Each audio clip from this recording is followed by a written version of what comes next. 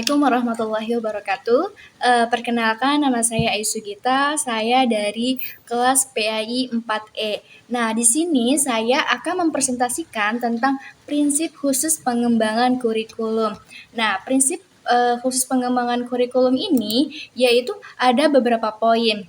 Nah, yang pertama yaitu prinsip penentuan tujuan pendidikan. Dan yang kedua yaitu prinsip pemilihan isi pendidikan. Terus, yang ketiga yaitu prinsip yang berkenaan dengan pemilihan proses belajar mengajar. Dan yang keempat yaitu prinsip yang berkenaan dengan media dan alat dalam pengajaran. Yang kelima yaitu prinsip yang berkenaan dengan evaluasi. Nah, selanjutnya yaitu tentang definisi pengembangan kurikulum. Apa sih definisi pengembangan kurikulum itu? Nah, di sini yaitu saya akan memaparkan terkait tentang definisi kurikulum. Nah, secara etimologis, kurikulum berasal dari bahasa Yunani, yaitu koril yang artinya pelari dan kor yang berarti tempat berpacu. Nah, adapun definisi menurut istilah sebagaimana dikemukakan oleh Nasution ialah suatu rencana yang disusun untuk melancarkan proses belajar, mengajar di bawah bimbingan dan tanggung jawab sekolah atau lembaga pendidikan beserta staf pengajaran. Nah, di sini menurut dari berapa pendapat tadi, maka pentinglah yang namanya kurikulum itu untuk pendidikan. Nah, selanjutnya yaitu pengembangan kurikulum oleh Umar Hamalik. Ini pendapat Umar Hamalik. Dia mendefinisikan bahwa sebagai perencanaan kesempatan-kesempatan belajar yang dimaksudkan untuk membawa siswa ke arah perubahan. Nah, perubahan yang diinginkan dan menilai sampai di mana perubahan-perubahan itu terjadi pada diri siswa. Nah, menurut Umar Hamalik ini, jadi kurikulum itu harus membawa perubahan. Karena kalau tidak membawa perubahan, maka tidak akan yang namanya suatu tujuan pendidikan ataupun yang namanya siswa itu tidak menjadi progres yang lebih baik lagi gitu. Nah, selanjutnya yaitu definisi pengembangan kurikulum menurut Syamsul Bahri. Nah, menurut Syamsul Bahri ini yaitu pengembangan kurikulum tugas utama pemerintah dalam mengantar maupun mengembangkan pendidikan. Setelah itu peran pendidik dalam merealisasikan kepada anak di sekolah dalam jenjang pendidikan yaitu secara menyeluruh. Karena apa? Pengembangan kurikulum itu harus menyeluruh dalam jenjang-jenjang pendidikan baik itu SD, SMA ataupun dalam tingkat tinggi. Itu pun mengikuti peraturan-peraturan yang telah ditetapkan di dalam pihak sekolah gitu kan. Terus menurut Hamalik. Nah, menurut Hamalik ini yaitu kurikulum merupakan suatu rancangan yang dibuat oleh pemerintah untuk seluruh lembaga. Nah, pendidikan agar sebuah lembaga pendidikan memiliki perencanaan, pembelajaran, isi dan tujuan untuk menciptakan atau mengembangkan peserta didik yang berpotensi. Nah, jadi menurut Hamalik itu membuat kurikulum itu harus bisa mengembangkan peserta didik yang berpotensi gitu kan ya. Karena hal itu bisa mengacu kita menjadi peserta siswa-siswanya itu dalam jenjang pendidikannya itu bisa ke tahap yang kita inginkan. Karena dari seperti itu, jadi kita tuh harus yang namanya mengembangkan kurikulum itu dengan baik. Itu menurut Hamali. Nah, selanjutnya yaitu dari Sukamadinata. Nah, menurut Sukamidanta, yaitu satu, kehidupan dan pekerjaan orang dewasa di mana isi kurikulum disesuaikan sebagaimana persiapan. Karena apa? Persiapan anak untuk menjalani kehidupan dan pekerjaan orang-orang dewasa. Nah, jadi kita itu kurikulum itu harus disiapkan untuk menjenjang, bukan untuk anak didik saja, untuk anak kecil saja, namun untuk tahap dewasa. Nah, menurut Sukamdanta yang poin kedua yaitu budaya masyarakat termasuk di dalamnya semua disiplin ilmu yang ada sebagaimana pengetahuan ilmiah, nilai-nilai perilaku, terus benda material dan unsur kebudayaan lainnya. Nah, yang ketiga yaitu anak sebagai pusat atau sumber kegiatan pembelajaran, perhatian dalam menyusun pengembangan kurikulum. Bukan sesuatu yang akan diberikan pada anak, tetapi bagaimana potensi yang ada pada anak dapat dikembangkan secara optimal.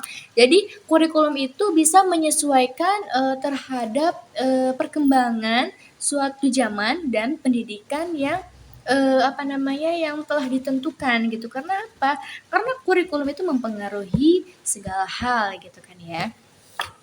Nah, oke, sekarang kita akan membahas tentang yang namanya prinsip khusus itu apa sih? Nah, prinsip khusus menurut Kusumawati. Nah, prinsip khusus ini berhubungan dengan prinsip yang hanya berlaku pada tempat-tempat tertentu dan pada situasi tertentu saja. Nah, prinsip khusus ini lebih mengarah pada prinsip digunakan pada saat pengembangan kurikulum yang secara khusus tujuan, isi, metode, dan evaluasi. Karena apa? Di sini dari 4 poin yang tadi saya sudah sebutkan di awal, ini sangat mempengaruhi terkait yang namanya prinsip khusus pengembangan kurikulum. Apa aja sih? Nah, prinsip penentuan tujuan pendidikan menurut Sukmadinata dan Muchris, yaitu tujuan pendidikan mencakup tujuan yang bersifat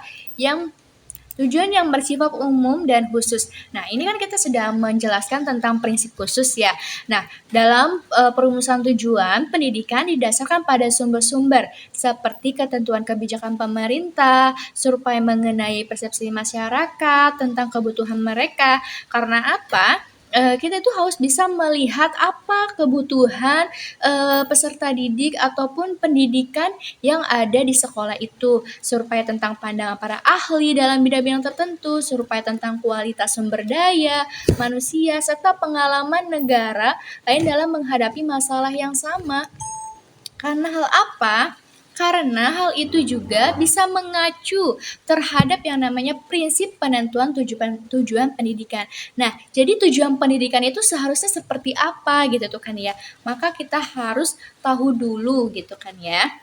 Oke, selanjutnya yaitu prinsip pemilihan isi pendidikan atau kurikulum. Nah, ini sama saja yaitu menurut dari Sukmadinata dan Muchris. Nah, beliau memaparkan terkait berapa poin yaitu satu, memerlukan penjabaran tujuan dari pendidikan dan pengajaran ke dalam bentuk perbuatan hasil belajar yang khusus dalam sederhana. Nah, di sini sudah jelas sekali menurut Sukmadinata dan Muchris itu, yaitu pengajaran itu kita tuh harus yang namanya dari hal-hal yang sederhana dulu sebelum hal-hal yang khusus. Karena apa? Kita kan harus memahami juga gitu kan ya. Yang kedua, isi bahan pelajaran harus meliputi segi pengetahuan, sikap, dan keterampilan. Nah, ini sangat mempengaruhi sekali. Karena apa? Segi pengetahuan, kalau kita mau mengajar seseorang, mengajar siswa, mahasiswa, ataupun murid, kita harus mempunyai ilmu ataupun dasar. Dan sikap itu adalah acuan, di mana acuan itu kita akan dilihat oleh orang-orang ataupun dilihat oleh para murid kita gitu kan. Sikap kita seperti apa gitu kan ya terhadap murid. Terus keterampilan. Nah, kita juga harus mempunyai keterampilan karena apa? Keterampilan itu sangat berperan penting sekali untuk kita karena keterampilan itu bisa membuat kita mengetahui cara metode belajar yang seperti apa gitu kan ya. Terus yang selanjutnya yaitu unit-unit kurikulum harus disusun dalam urutan yang logis dan juga sistematis. Nah, ketiga ranah belajar yaitu pengetahuan, sikap, dan keterampilan diberikan secara simultan dalam urutan situasi belajar.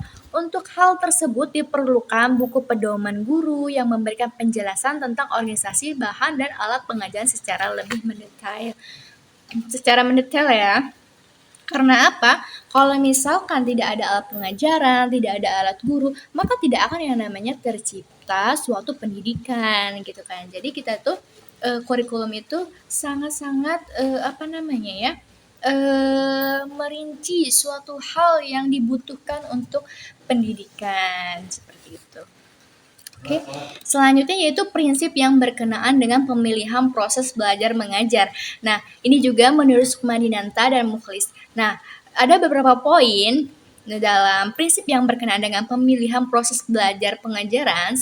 Apakah metode atau teknik belajar mengajar yang digunakan cocok untuk mengajar bahan pelajaran? Karena hal ini sangat penting sekali bagi sebagai guru ataupun dosen yang bakal mengajar gitu. Karena kita harus tahu gitu kan ya, mengajar yang seperti apa, agar apa nanti di suatu tempat ataupun di suatu kelas, kalau merasa jenuh kan kita tahu yang namanya metode-metode itu pengajarannya seperti apa gitu kan ya. Gitu. Selanjutnya yaitu apakah metode atau teknik tersebut memberikan kegiatan yang bervariasi sehingga dapat melayani perbedaan individu siswa gitu kan ya. Karena apa? Karena siswa-siswa ataupun mahasiswa banyak sekali karakter yang berbeda-beda. Maka di situ kita harus paham dan harus yang namanya mengenal jati diri anak-anak murid kita gitu kan ya. Selanjutnya, apakah metode atau teknik tersebut lebih mengaktifkan siswa atau mengaktifkan guru atau kedua-duanya? Jadi, apakah metode yang kita gunakan, misalkan metode apa ya? Metode diskusi, apakah dalam pembelajaran itu bisa dipergunakan dengan maksimal atau bisa mengaktifkan para siswa ataupun gurunya gitu kan. Jadi kita tuh harus paham dulu ya, apakah itu berperan penting gitu kan ya dalam apa dibutuhkan dalam pengajaran itu gitu kan ya. Terus apakah metode atau teknik tersebut mendorong berkembangnya kemampuan baru gitu. Nah, di sini mendorong dalam kemampuan baru yaitu menciptakan suatu hal yang baru. Misalkan yang namanya teknologi membuat alat pembersih gitu ya. Alat pembersih air dari dari memanfaatkan limbah-limbah gitu kan ya. Di situ limbah dalam Nah, di sini apakah metode atau teknik tersebut mendorong berkembangnya kemampuan baru? Nah, di sini kita harus paham mendorong kemampuan baru ini apakah kita sebagai guru sudah bisa memberikan dorongan ataupun support terhadap siswa kita, mahasiswa kita. Dengan hal itu, mereka akan mengembangkan bakat minat yang ada dalam diri mereka masing-masing ya. Nah, selanjutnya yaitu prinsip yang berkenaan dengan media dan alat bantu dalam pengajaran. Nah, menurut Sukmadinata dan Mukhlis juga ya. Nah, di dalam sini beliau memaparkan dalam mewujudkan proses pembelajaran yang efektif dan efisien, maka harus memerlukan dukungan dari penggunaan media dan alat bantu dalam belajar dengan tepat. Nah, mungkin bisa dilihat dari gambar juga ya, karena semakin tinggi suatu pendidikan maka kita juga butuh yang namanya alat bantu. Kalau misalkan mahasiswa, alat bantunya seperti HP, kuota, ataupun laptop, ataupun sejenisnya yang dibutuhkan untuk menunjang pendidikan itu sendiri. Jadi harus efektif dan harus efisien dalam penggunaan media gitu kan ya. Jadi kita itu apalagi sekarang zaman itu sudah begitu pesat, informasi itu sudah di mana-mana. Jadi kita tuh harus bisa menyaring informasi itu dengan baik agar kita tidak bisa terjerumus gitu ya. Oke, selanjutnya yaitu prinsip yang berkenaan dengan pemilihan proses belajar mengajar. Apa aja sih proses pengenalan dalam belajar mengajar itu? Nah, ini juga menurut Sukmadinata dan Mukhlis. Nah, ada beberapa poin yang akan dipaparkan yaitu jika ada yang hendak dibuat, maka kita harus memperhatikan terlebih dahulu bagaimana cara membuatnya, siapa yang membuatnya, serta biaya dan waktu dalam pembuatannya. Ini adalah pembahasan dalam kurikulum. Selanjutnya yaitu bagaimana pengorganisasian media dan alat bantu pembelajaran, apakah berbentuk modul kah ataukah berbentuk yang lainnya. Jadi ada yang namanya tuntunan dalam suatu bentuk kurikulum itu sendiri ya, gitu kan. Biar semua guru-guru itu paham akan kurikulum itu sendiri ya. Terus media dan alat bantu dalam belajar, apakah yang dibutuhkan dalam proses pembelajaran, apakah sudah tersedia semua dan apakah sudah ada alat penggantinya? Apabila alat yang dicari tidak ada, bagaimana solusinya? Apakah pembelajaran itu akan tidak akan dilaksanakan atau bagaimana gitu kan ya? Oke, selanjutnya yaitu hasil yang terbaik akan diperoleh dengan menggunakan multimedia. Jadi multimedia itu emang sangat-sangat begitu berpengaruh ya dalam pendidikan, apalagi sekarang serba menggunakan media gitu tuh kan ya. Selanjutnya yaitu tentang prinsip yang berkenaan dengan evaluasi. Nah, ini adalah poin yang terakhir yaitu evaluasi. Nah ya, di mana evaluasi ini sangat penting dan sangat berperan penting sekali untuk pendidikan. Bagaimana yang namanya mengevaluasi dari awal sampai akhir gitu ya. Hasil lah lebih tepatnya. Oke, menurut Sukmadinata dan Mukhlis tujuannya yaitu dilakukannya evaluasi pembelajaran yaitu untuk menciptakan kegiatan belajar mengajar yang lebih baik ke depannya. Untuk mendapatkan hasil evaluasi yang akurat dan baik, maka evaluasi harus berhubungan dengan beberapa prinsip gitu kan ya. Jadi evaluasi ini adalah mengevaluasi diri kita, mengevaluasi bagaimana kinerja kita gitu ya selama kita mengajar di dalam suatu instansi ataupun dalam instansi pendidikan yang lainnya gitu kan ya. Oke.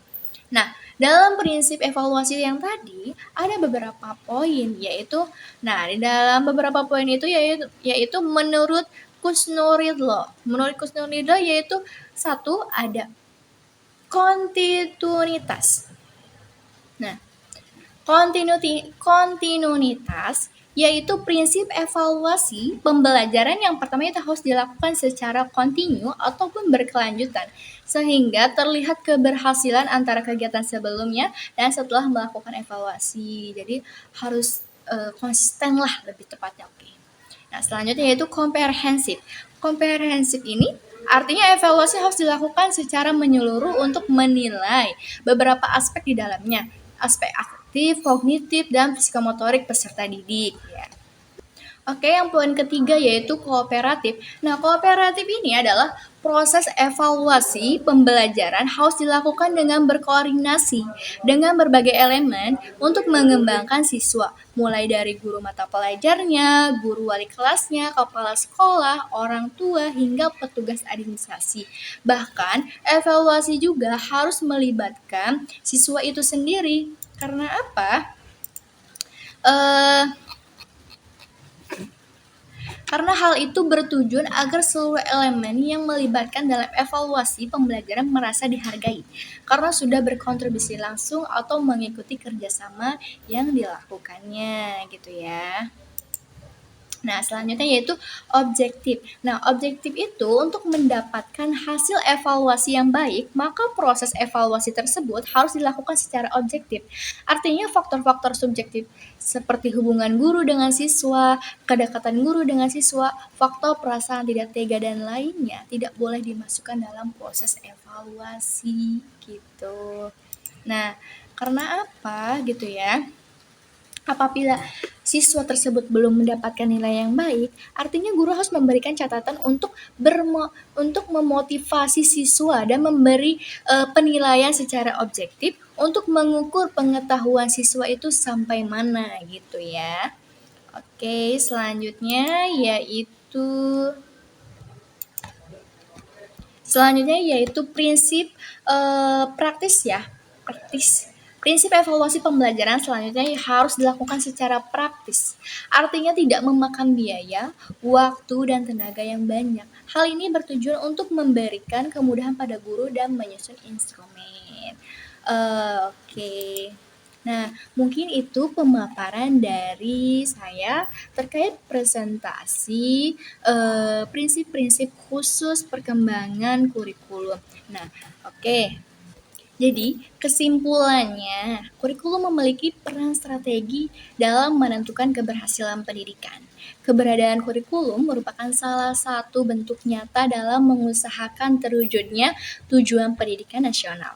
Dalam rangka mencapai tujuan pendidikan, kurikulum tidaklah bersifat statis. Jadi, kurikulum itu dapat diubah maupun dimodifikasi secara dinamis mengikuti arah perkembangan zaman dengan tanpa meninggalkan nilai-nilai luhur masyarakat. Nah, proses pengubahan dan memodifikasi ini dinamakan proses pengembangan. Nah, pengembangan kurikulum bukanlah proses instan tanpa adanya kajian yang matang terhadapnya. Nah, setidaknya sumber rujukan dalam mengembangkan kurikulum itu harus berdasarkan pada data empiris dan eksperimen, serta cerita dan pengetahuan umum yang berkembang di masyarakat. Oke. Baik, mungkin hanya itu yang saya bisa paparkan terkait prinsip khusus pengembangan kurikulum. Semoga kalian ataupun teman-teman yang di sana bisa memahami dan bisa mengerti. Baik, assalamualaikum.